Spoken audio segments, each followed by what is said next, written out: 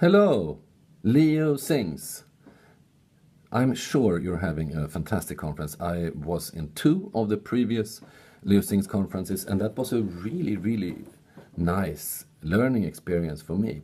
To have a chance to meet people who do other things and to become more aware of what goes on. There are so many people involved in vocal music from all kinds of different angles, and it's all of this is interesting and I think very important.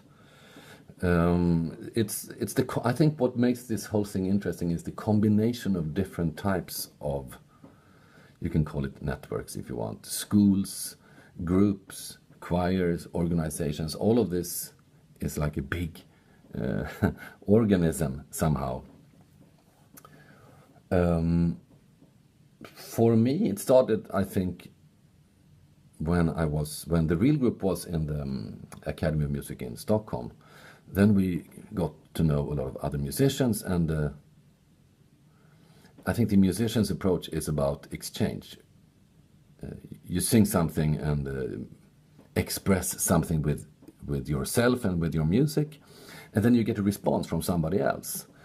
And this exchange is, I think, the core of what it's about. The exchange between anyone who sings and anyone who listens to it.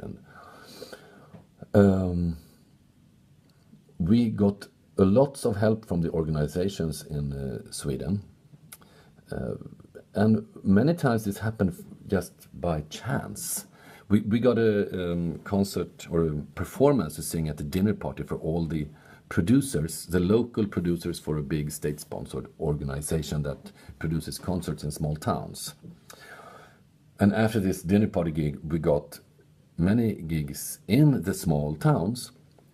Sometimes there would be 10 people watching the concert, and sometimes 150. And all of this was really good for us, and I think a very important part of giving us the mileage required to take the idea of having a vocal group and, making it real.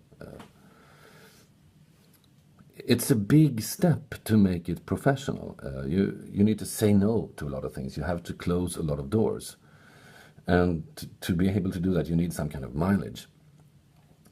In those days, television was very important if you wanted to make yourself known. And it was impossible to control which shows you got and which shows you didn't get. These things are always up to the television people. It's very hard to know and to predict what they will like. Sometimes you get the show, sometimes you don't. I saw this happening also with Perpetuum Jazzile several years later. They had a big success on YouTube with their video of Africa, the song where they do Rain and Thunder. And to me, this was like a pre-introduction platform. That was my impression while I followed this process, which was quite interesting. That video gave Perpetuum Jazzile the chance to come to Germany and to come to the United States, 2 of the biggest countries and territories in terms of the music business. And in Germany, we got some of the big TV shows.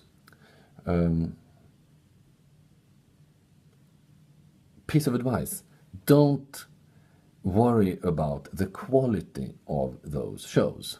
If you would get an opportunity to perform there, people don't really care about the quality of Verstehen Sie Spaß or Florian Silbereisen. What they care about is that they have seen you on TV. And that puts you somehow on a higher level, which is stupid. We all know this. Music is about music. It's not about who is better or who is best or who is good. But I think television still has a big role in determining who is famous and who might become famous, and all those things. And you can't control it.